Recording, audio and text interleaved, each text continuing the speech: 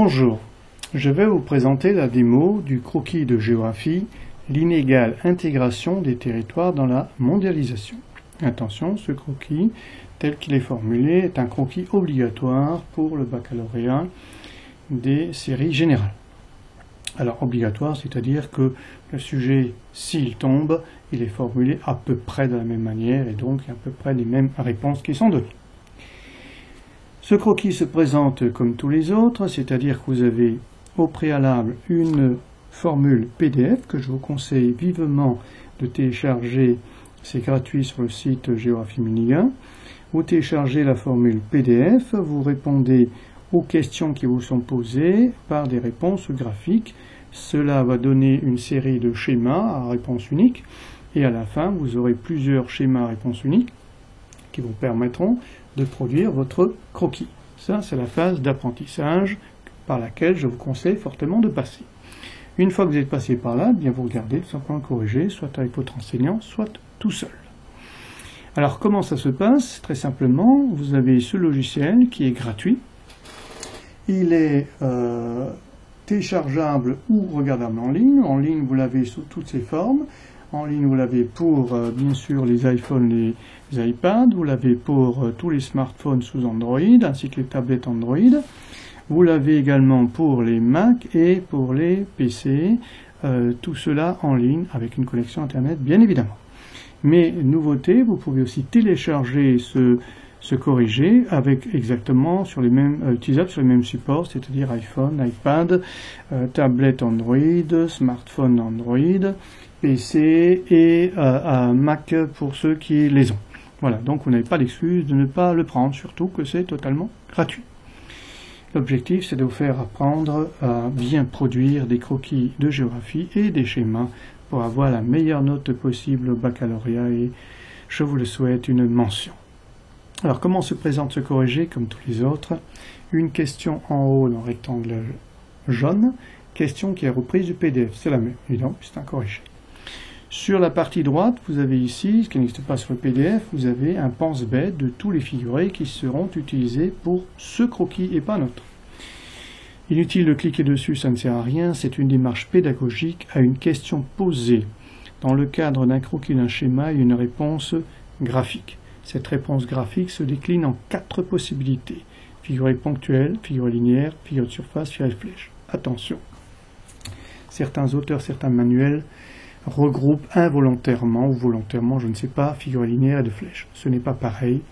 Une ligne, c'est quelque chose qui sépare ou qui regroupe, qui encercle. Une flèche, c'est une dynamique et qui indique aussi une direction. C'est donc totalement différent. Pour ceux qui souhaitent tirer de ce croquis-là des schémas qui sont à intégrer plutôt dans les compositions, voire les études documents, et qui sont très appréciés par le jury parce qu'elles sont souhaitables et fortement conseillées par le bulletin officiel, c'est-à-dire le ministère de l'Inspection générale. Beaucoup d'élèves ne le font pas, donc profitez-en donc pour le faire. Votre copie se distinguera des autres et la note ne sera que meilleure si, évidemment, votre schéma est juste. Alors, comment tirer des schémas d'un croquis? Très simple. Vous avez 2 boutons ici, contour schématique, voilà. Reproduction d'un schéma directement sur une carte traditionnelle. Évidemment, il y a des déformations, c'est un schéma, mais vous pouvez repérer, par exemple ici, les États-Unis, s'il faut mettre en couleur ou s'il faut mettre un figuré sur les États-Unis, ben ça se trouve sur un schéma ici, les États-Unis. Ni en haut, ni en bas. Vous allez me dire, oui, mais précisément, carreau de cahier.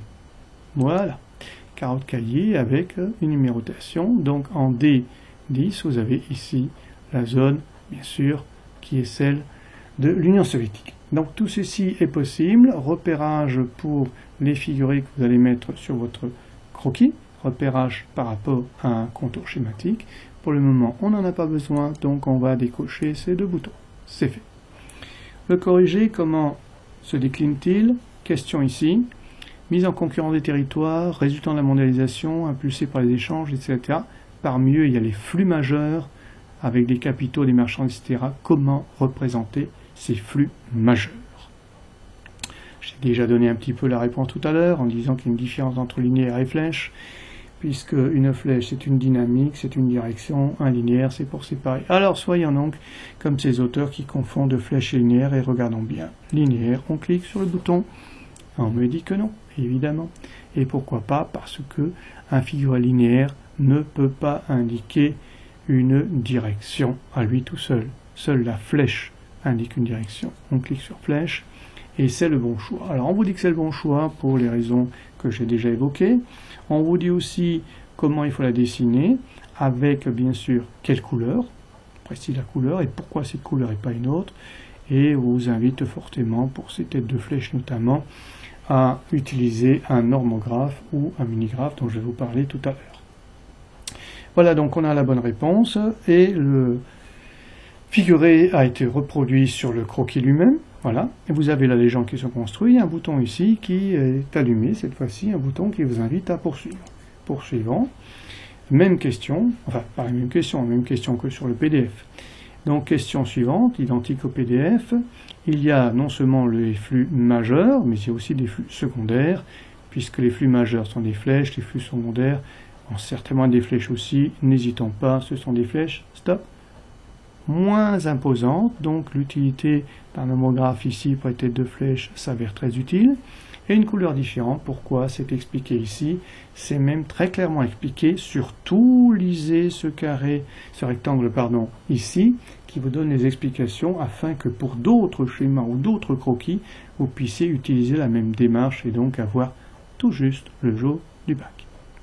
On peut poursuivre, il y a des flux, encore des flux moins importants qui concernent le tourisme, qui dit flux dit toujours flèche, voilà, ce sont des flèches également à tête proportionnelle, avec une couleur différente. L'explication de la couleur est toujours donnée dans le rectangle jaune. Enfin, on peut continuer et on vous dit que les échanges sont asymétriques et nous avons des puissances ascendantes qui tendent vers un rééquilibrage. Alors, les puissances, comment représenter les puissances? Ponctuel, linéaire, surface, flèche, une puissance, il ne reste plus grand-chose. Tant en surface, ce n'est pas le bon. Ce n'est pas le bon. Eh oui. Alors, linéaire, ce n'est pas le bon non plus. Ponctuel, c'est le bon choix. Alors là, c'est curieux.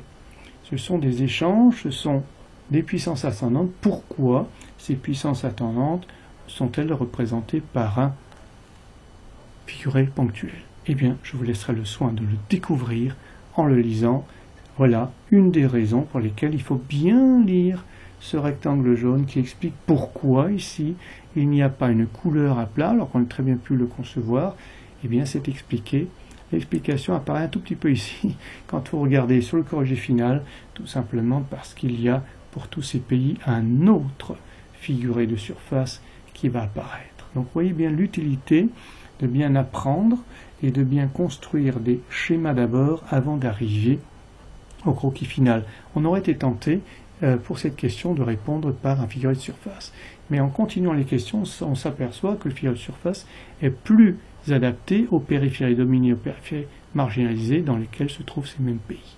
Et là, ça devient très évident. Donc un croquis qui est visuellement une réponse à la problématique, inégale intégration, croquis obligatoire, on voit bien que là le rouge est bien intégré, l'orange est bien intégré, et puis le reste, le jaune et le gris devient de moins en moins intégré. Ça, c'est la réponse graphique. Après, les flux et les rééquilibrages et puissances, ce sont des figurés moins imposants, mais toutefois bien visuels, pour bien marquer cette inégale intégration. Voilà pourquoi je vous conseille de faire et de refaire ces exercices pour bien intégrer la différente technique du croquis et donc du schéma. Et quand vous avez fini, vous pouvez tout simplement recommencer. C'est l'astuce de se corriger. Vous pouvez le recommencer à l'infini, et comme il est gratuit, utilisez-le au maximum. Alors je reviens à cette première page, surtout pour montrer la deuxième page que j'ai intégrée et dont j'ai déjà évoqué l'existence, c'est-à-dire l'utilisation pour l'épreuve de géographie, bien sûr, de crayons de couleur bien taillés. On n'arrête pas de vous le dire, il y a encore des élèves qui arrivent sans crayon de couleur au bac, il y a encore des élèves qui arrivent avec des crayons de couleur tellement pas chers, dirait l'élève, qu'au bout du deuxième crayon, deuxième trait, il casse, il retaille, c'est le jour du bac, il s'énerve, et puis finalement il rate pas son épreuve, pas son bac, mais enfin il rate sa mention, elle répète très bien, ne sera que bien. Ce n'est pas bien. Alors, des crayons bien taillés, une marque, ce n'est vraiment pas cher. Et puis, un normographe, très rarement utilisé, sauf par les très bons élèves qui veulent une mention excellente au bac. Il y a maintenant le minigraphe, je vous le conseille, évidemment, je ne vous l'impose pas. Le minigraphe, c'est un cadeau que vous pouvez recevoir à l'adresse Géographie Minigun contre un petit don à l'association, puisque c'est une fabrication, une production hors commerce, n'existe pas dans le commerce. La différence avec tous les autres nomographes, c'est que tous les figurés qui se trouvent ici sont utilisés et utilisables pour un croquis ou un schéma, mais vous avez aussi d'autres fonctionnalités, comme ici, ça apparaît très clairement, vous avez une courbure. À quoi correspond cette courbure? Elle n'est pas là par hasard. Celle-là a été étudiée pour vous permettre de tracer des flèches courbées. Donc la courbure de la flèche pour bien montrer qu'il y a une dynamique, parce qu'une flèche saccadée, ça ne montre pas une dynamique. Or, une courbe à main levée, eh bien tout le monde n'est pas Van Gogh, et encore Van Gogh l'aurait peut-être raté. Alors pour bien la faire, il y a des normographes. Si vous voulez avoir l'équivalent de ce minigraphe en normographe, ça existe, mais il vous en faut au moins 2, 3 ou voire 4. Parce que entre les figurés qui n'y sont pas sur le même, entre les courbures qui ne sont pas, entre les différents rapporteurs, etc., tout ce qui s'y trouve, eh bien faites le compte, il vous faut entre 3 et 4 normographes. Mais libre à vous d'arriver le jour du bac avec votre batterie de normographe pour répondre, ou votre numégraphe tout simplement. Sachez que dans tous les cas, un très bon conseil, utilisez plusieurs nomographes ou le minigraphe, et surtout des crayons de couleur de bonne qualité et bien taillés pour réussir votre épreuve et avoir la meilleure mention en bac. Merci de votre attention et jusqu'au prochain coquille, bonne chance!